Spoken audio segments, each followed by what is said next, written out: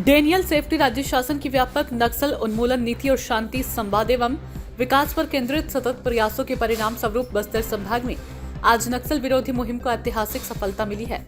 पूना मारगेम पुनर्वास से पुनर्जीवन कार्यक्रम के अंतर्गत दंडकारण्य क्षेत्र के 210 माओवादी कैडरों ने हिंसा का मार्ग त्याग कर समाज की मुख्यधारा में लौटने का फैसला लिया है।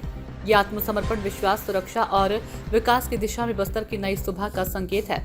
लंबे समय से नक्सली गतिविधियों से प्रभावित अबूझ, माड़ और उत्तर बस्तर क्षेत्र में यह ऐतिहासिक घटनाक्रम नक्सल उन्मूलन अभियान के इतिहास में एक निर्णायक मोड़ के रूप में दर्ज होगा। मुख्यमंत्री विष्णुदेव साई के नेतृत्व में राज्य शासन द्वारा अपनाई गई व्यापक नक्सल उन्मूलन नीति ने क्षेत्र में स्थायी शांति की मजबूत नींव रखी है। पुलिस, सुरक्षा बलों, स्थानीय प्रशासन, सामाजिक संगठनों और सजग नागरिकों के समन्वित प्रयासों से हिंसा की संस्कृति को संवाद और विकास की संस्कृति में परिवर्तित किया जा सका है। ये पहली बार है जब नक्सल विरोधी अभियान के इतिहास में इतनी बड़ी संख्या में वरिष्ठ माओवादी कैडरों ने एक साथ आत्मसमर्पण किया हो। आत्मसमर्पण करने वालों में एक सेंट्रल कमेटी सदस्य, 4 DKSZC सदस्य, 21 डिविजनल कमेटी सदस्य सहित अनेक वरिष्ठ माओवादी नेता शामिल है।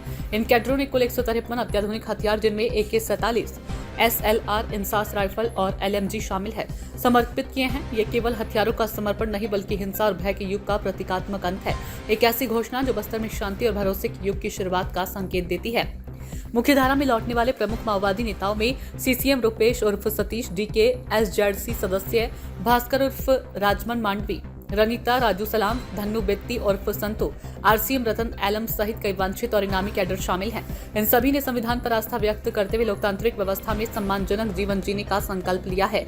यह ऐतिहासिक आयोजन जगदलपुर पुलिस लाइन परिसर में हुआ, जहां आत्मसमर्पित कैडरों का स्वागत पारंपरिक मांझी चालक की विधि से किया गया। उन्हें संविधान के प्रति और शांति प्रेम एवं नए जीवन का प्रतीक लाल गुलाब भेंट कर सम्मानित किया। कार्यक्रम के मुख्य अतिथि पुलिस महानिदेशक अरुण देव गौतम ने कहा कि पूना मारगेम केवल नक्सलवाद से दूरी बनाने का प्रयास नहीं बल्कि जीवन को नई दिशा देने का अवसर है। जो आज लौटे हैं वे बस्तर में शांति, विकास और विश्वास के दूत बनेंगे। उन्होंने आत्मसमर्पित कैडरों से समाज निर्माण में अपनी ऊर्जा लगाने का आह्वान किया। इस अवसर पर ADG Vivekanand Sinha, CRPF Bastar range प्रभारी commissioner Doman Singh, Bastar range IG Sundarraj, collector Harish S, Bastar संभाग के सभी पुलिस अधीक्षक, वरिष्ठ अधिकारी और सामाजिक संगठनों के प्रतिनिधि उपस्थित थे।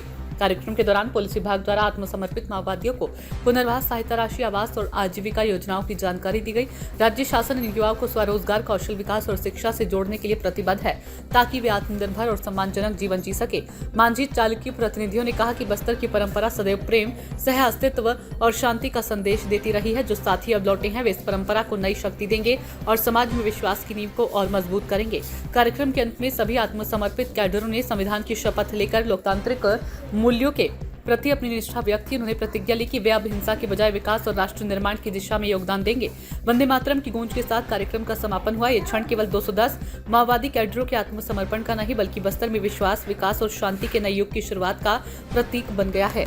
पूरे ही विषय पर सरकार की तरफ से बड़ी स्पष्टता है कि ये पुनर्वास है, पुनर्वास से नवा जीवन है। ये और कोई शब्द, कोई आत्मसमर्पण, सरेंडर ऐसा बिल्कुल नहीं है अभी। और इसके लिए जिन जिन लोगों ने, विशेष रूप से जो सतीश जी, उन्होंने बहुत परिश्रम करके सारे ही लोगों को कन्विंस करके और जनता के बीच में काम करते हुए पुनः जनता के बीच में इस ढंग से काम करके सशस्त्र नक्सलिज्म को छोड़ करके और डेमोक्रेटिक वैल्यूज़ के साथ, लोकतांत्रिक मूल्यों के साथ काम करने का निर्णय किया है। इसका हृदय से माननीय मुख्यमंत्री जी ने स्वागत किया है, केंद्रीय नेतृत्व ने भी स्वागत किया है। माननीय अमित शाह जी ने सबको बधाइयाँ दी हैं और ये कहा है कि बस्तर को लाल आतंक से मुक्त करने के लिए ये मील का पत्थर आज की ये घटना साबित होगी। सर, ऐसा कोई काम ना करे जिससे विस्थापन बस्तर। सूचना इंडिया के सभी दर्शकों को बधाई। अब आप सूचना इंडिया देख सकते हैं जियो TV चैनल नंबर 4053 पर भी। साथ ही सूचना इंडिया के सभी सोशल प्लेटफॉर्म इंस्टाग्राम, फेसबुक और ट्विटर से जुड़े और पाए आपके क्षेत्र से जुड़ी हर एक खबर। अगर आप खबरें पढ़ने में दिलचस्पी रखते हैं तो अभी लॉग इन करें www.सूचनाindia.co.in पर।